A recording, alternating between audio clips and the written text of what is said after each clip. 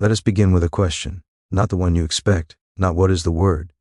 That comes later. The question is, why are you here?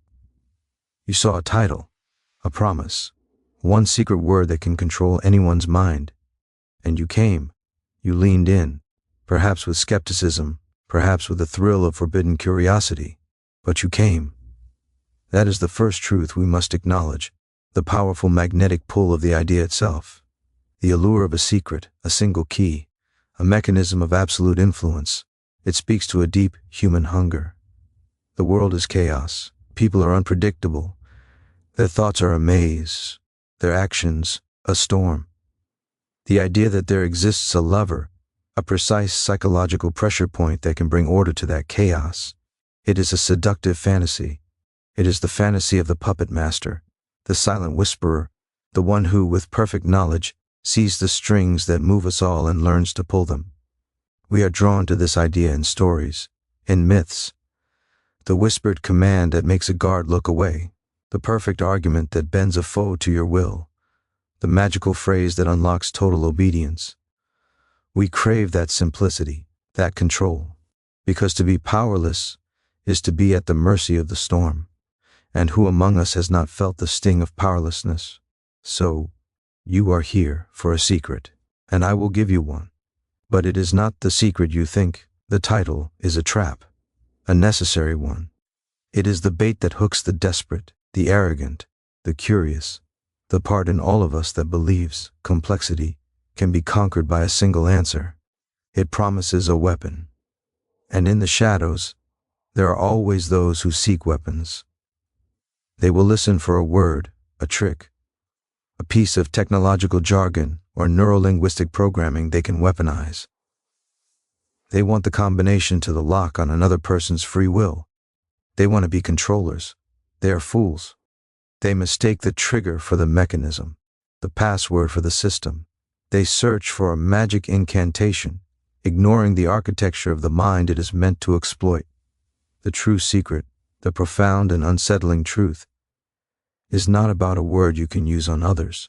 The secret is understanding the word that is already being used every second on you, on me, on everyone in this city. It is about seeing the strings, not so you can pull them, but so you can cut them, so you can recognize when they are being pulled on you. The magic word is a carnival trick, a sideshow. It is the bright, shiny object the magician wants you to stare at, so you never see how the trick is really done. Today, I will show you the object. I will even let you hold it, but then I will force you to look at the magician's hands. I will make you see the mirrors, the hidden compartments, the false bottoms of the human psyche. The control it offers is an illusion, a brittle, temporary illusion that shatters the moment true consciousness is applied. The real power does not lie in learning how to be the puppeteer. It lies in understanding that we are all already puppets to a past we can't change, to instincts we didn't choose, to stories we tell ourselves to make the chaos bearable. The one secret word is merely a tool that taps into this existing machinery. To use it thinking it is control is to stand in a thunderstorm with a lightning rod and believe you command the sky. You do not. You have merely made yourself the most likely target. So I ask you again, why are you here? For a weapon or for the truth? The truth is far more valuable and infinitely more dangerous. Now, let us look at the first lever. Let us examine the word. Let us examine the lever.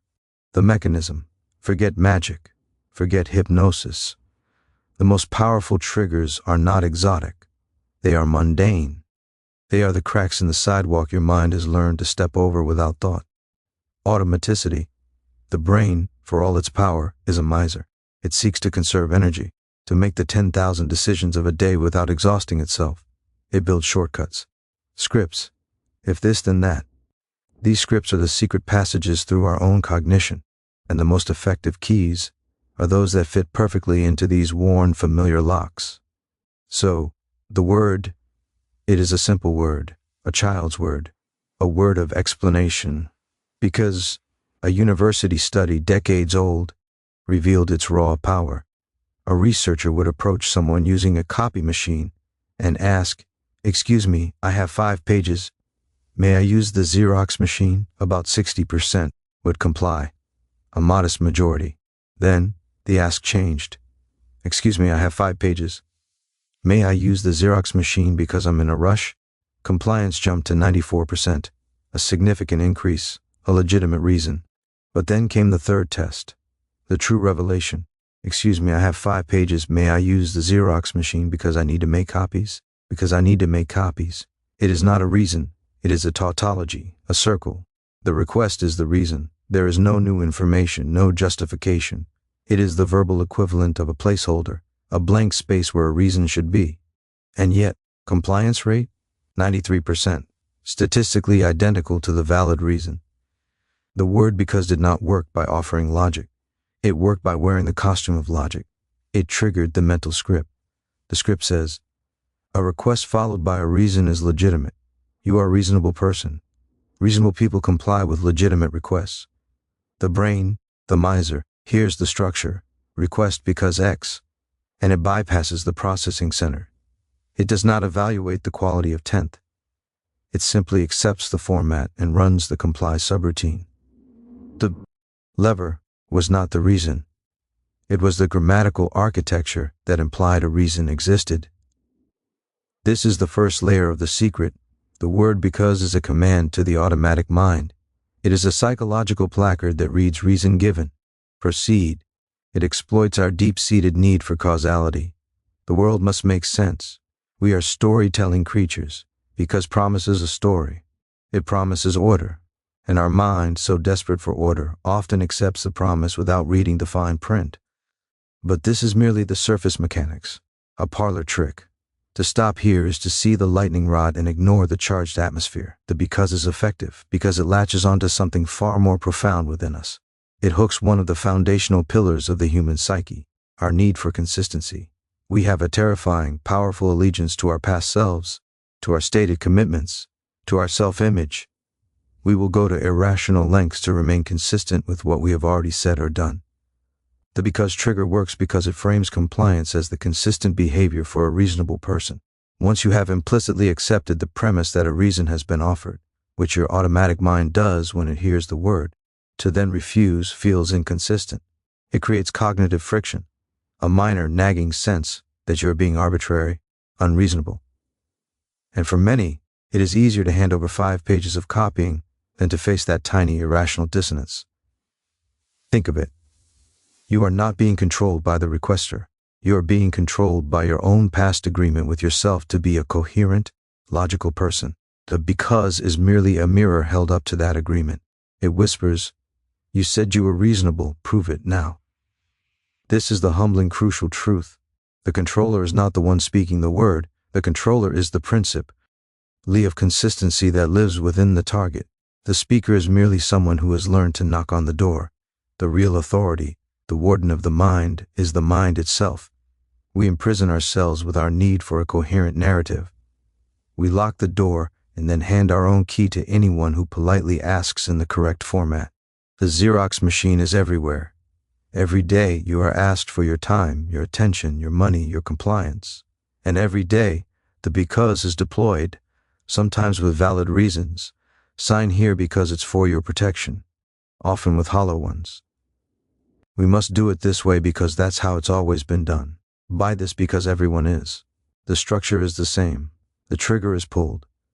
And the automatic mind, seeking the path of least resistance, the path that preserves its story of itself, often complies. You see, the word does not inject an idea into the mind. It does not force a new belief. It simply activates an old, pre-existing program, the program of social compliance, the program of self-consistency. It is a hot wire. This is why it feels like control, because for a moment, a deep, automatic part of you has been bypassed. A subroutine is running, and you are not at the controls, but you can be.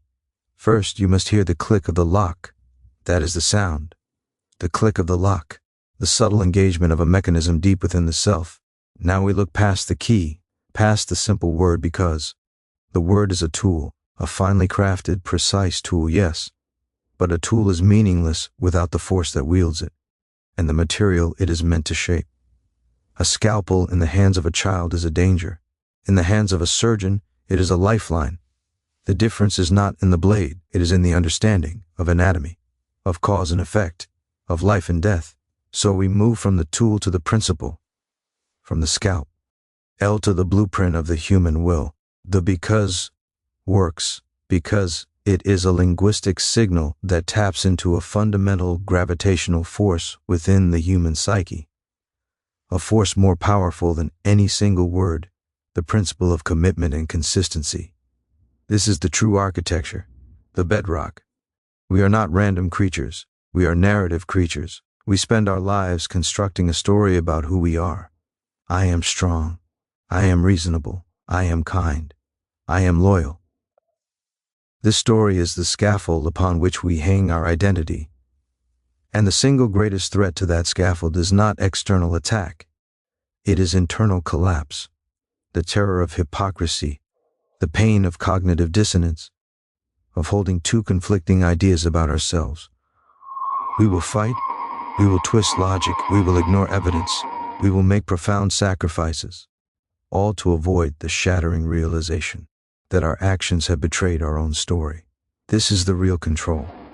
Not a word, but this desperate, unyielding need to keep our own story intact. The principle operates with a brutal, elegant simplicity. First, we make a commitment. It can be tiny, nodding in agreement, signing a name, stating a belief aloud, even a small, seemingly inconsequential action. That commitment becomes a brick in our personal fortress. Then, consistency demands we add more bricks, to act in ways that align with that first brick. To refuse feels like pulling the brick out and risking the wall's collapse. The larger the initial commitment, the more powerful the pull of consistency becomes. The person who agrees with a small idea today will defend a larger version of it tomorrow. The person who wears a pin for a cause will be more likely to donate to it.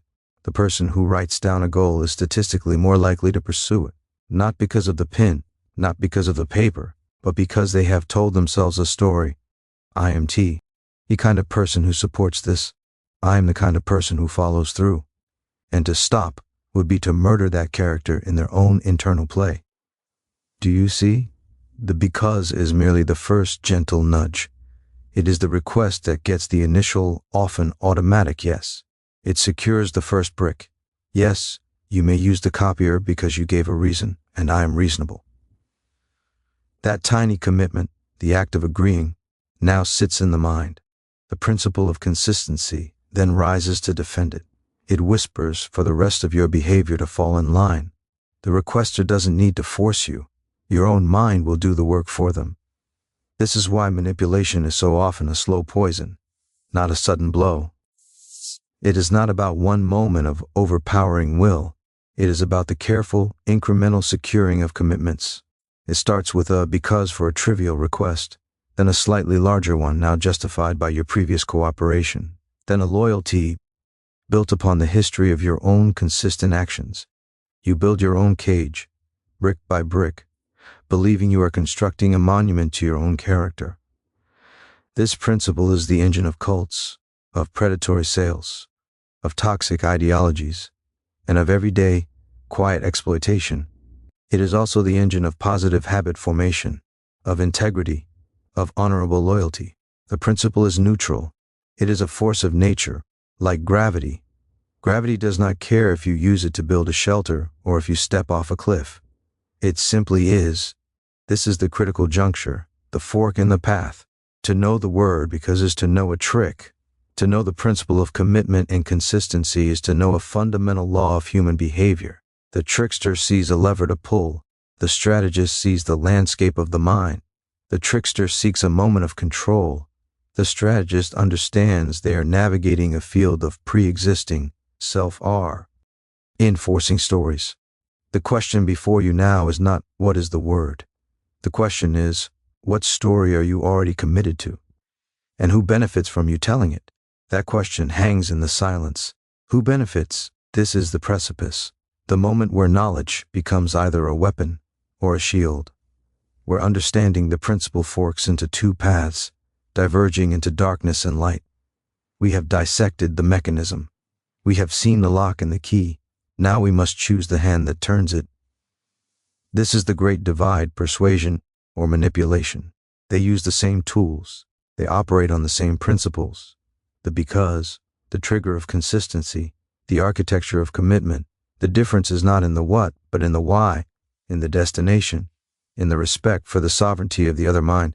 Manipulation seeks to benefit the speaker at the expense of the listener. It uses the principle as a cheat code. It plants the because like a false seed, knowing the listener's own mind will water it. It seeks a shallow, unthinking compliance. It desires the yes without the understanding. It wants the action without the authentic agreement. It is theft. It steals a choice by disguising the transaction. It makes a puppet, not a partner. And in doing so, it leaves something broken behind. Trust, autonomy, the integrity of a person's own narrative. Persuasion seeks a shared benefit, or at the very least an honest exchange. It uses the principle as a bridge of clarity. It employs because to offer a genuine reason, to connect the request to the listener's own existing story, their own values and logic. It seeks an informed agreement. It desires the yes that comes from alignment, not automation. It wants a conscious choice. It respects the mind on the other side of the conversation enough to furnish it with truth, to engage with its capacity for not just its appetite for consistency. Manipulation hides the strings. Persuasion shows you the blueprint and asks if you wish to build together. Think of the Xerox machine. The manipulator uses the hollow because I need to make copies to steal queue position, relying on your automaticity. The persuader says, because I'm in a rush, offering a true, relatable reason for your consideration. Both may get the copies, but one leaves you slightly poorer, even if you cannot name the coin. The other leaves the social contract intact. The ultimate control, the darkest application, is not making someone do what you want, is making them believe it was their idea. Manipulation engineers the commitment from the inside out. It guides a person step by subtle step to build a prison of their own convictions, all while whispering that they are discovering freedom. It is the most profound violation because it turns the self against the self. The principle of consistency, weaponized, becomes an unstoppable force. Once that first tiny brick of commitment is laid, I guess that makes sense, the victim's own mind will supply the mortar and the next brick, defending the choice to maintain its own sense of coherence. This is why the ethical line is not a gray area. It is a chasm. It is the difference between a surgeon and a torturer. Both know anatomy, both understand pain thresholds and breaking points. The healer uses that knowledge to repair, to restore agency to the body. The torturer uses it to dismantle agency, to break the will for their own purposes. When you use these tools with a hollow, because when you seek to trigger automatic compliance for personal gain, you are not a master psychologist. You are a pickpocket of the will. You are exploiting a bug in the system of human decency. You are trading in the most valuable currency there is, another person's autonomy. And you are spending it for small change. But there is another way, the harder way, the way of strength. You can know the lock and choose not to pick it. You can know the trigger and choose not to pull it. Instead, you can use this understanding to communicate with brutal, disarming clarity. Use because to connect your request to the listener's actual world. Use the principle of consistency to help people align their actions with their own genuine values, not values you've implanted. Become a mirror that reflects their own story back to them with honesty, not a funhouse mirror that distorts it for your benefit. This path does not offer the cheap thrill of control. It offers something rarer, integrity, and influence that does not corrode when exposed to the light. So you must decide. Now that you see the strings, what will you do? Will you be the puppeteer working in the shadows? Or will you be the one who steps into the light and cuts them? Now you see the precipice. You feel the fork in the path beneath your feet. One side slopes into shadow, the easy dominion of the puppeteer. The other climbs toward the harsh light of awareness. Knowledge of a weapon demands a choice, to arm yourself or to armor yourself, to become a predator of minds or its guardian. I offer no weapons, only armor, a strategy of vigilance, forged from the very principles we have laid bare. This is not about fighting manipulation with manipulation. It is about immunizing the self with consciousness. It begins with a single deliberate act, the pause. When you hear the click, When the word because lands, or you feel the gentle tug toward consistency with a past commitment you barely remember making, you must insert a silence, a fracture in the automatic stream. That pause is the battleground where your free will is won or lost. In that space, you ask the only question that matters. Why? Not the why offered to you, your own why. Interrogate the reason. Is it valid, or is it just a placeholder wearing a costume? Is this action aligned with my true interest, or merely with the story I told myself 5 minutes ago to be polite? You are not refusing. You are switching systems. You are dragging the request from the dim, automated basement of the mind into the harsh interrogation room of the conscious self. Under that light, hollow becauses evaporate. True reasons stand firm. This is your defense. To recognize the trigger is to disarm it. When you feel that internal pressure to comply simply to be consistent, name it. Say to yourself, that is the principle talking. Is this what I want, or what the principle wants for me? You reclaim authorship of your own narrative. You are no longer a prisoner defending the coherence of your cell. You are an architect, free to redesign the building, brick by brick. But defense is only half of strength. A fortress that never opens its gates is a tomb. You must also learn to walk in the world, to communicate, to lead, to ask, without becoming the shadow you guard against. This is the path of ethical use. The rule is simple, yet absolute truth. Your because must always be anchored in a legitimate substantive reason, not a costume, not a trick. You use the structure not to bypass reason, but to escort it forward. You use it to provide clarity, to build a bridge of logic from your need to their understanding. We must do this because it protects the innocent. I need you there because your skill is vital and irreplaceable. The power does not come from the word. It comes from the truth it carries. You are not exploiting the shortcut. You are building a road. This approach demands more of you. It demands that you have a reason worth giving. It demands respect for the intelligence of the person you are addressing. You are not treating their mind as a system to be hacked, but as a sovereign ally to be consulted. You are offering the why as a gesture of transparency, an invitation to join you in the conscious world, away from the automatic dark. So, practice this. In your requests, small and large. Before you speak, find the true because. If you cannot find one, you have no ethical ground to make the request. You are merely preparing to pick a pocket. When you are asked, cultivate the pause. Let the silence speak before your compliance does. Audit your commitments. Are you defending this position because it is right, or simply because it is yours? Are you being consistent with your core values, or merely with a past version of yourself that had less information? This is the daily discipline. It is the mental hygiene of a free mind.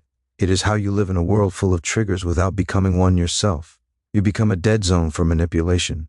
Your conscious mind, once awakened, is kryptonite to the petty mind control of hollow reasons. They will not work on you. And in turn, you will refuse to traffic in them. This is how you turn the secret inside out. You use the knowledge of the lock not to make more keys, but to become a lock that cannot be picked by cheap tricks. You become a person of conscious commitment, whose yes means yes, and whose no is respected, because it comes from a place of considered judgment, not automated reflex. You become ungovernable by the shadows. And in that sovereignty, you find the only real power. Now we arrive at the final, most unsettling truth, the ultimate revelation of this secret. We have followed the trail, from the seductive promise of a magic word, to the simple trigger of because, to the profound machinery of commitment, to the chasm between persuasion and manipulation, to the strategies of defense and integrity. We have looked outward, at the strings that seem to pull at others, at the levers one might be tempted to pull. But the trail has doubled back. It has circled. It does not end at your fingertips, poised to control another. It ends in a mirror. The mind most effectively controlled by these principles is your own. You are the first and now target, the most susceptible audience for your own stories, the most vigilant guard of your own self-built cages. Think. How often have you persisted in a failing course of action, not because of new evidence, but because you had already begun? Because to stop would mean admitting that initial commitment was a waste. That is the principle of consistency, and you are its enforcer. How often have you bought something you did not need because the salesperson, after securing your small yes to looking at a brochure, smoothly transitioned to a larger ask? You were not controlled by them. You were controlled by your own desire to be the person who follows through. How often have you clung to a belief long after it was proven false, simply because it was your belief, and to relinquish it would create a crack in the narrative of your identity? We are all master self-manipulators. We use because on ourselves constantly. I must finish this toxic endeavor because I started it. I deserve this indulgence because I had a hard day. We tell ourselves stories to justify our inconsistencies, to smooth over the cognitive dissonance, to make the chaos of our own desires seem like a linear plot. The most powerful because is the one we never speak aloud, the one we use to explain ourselves to ourselves.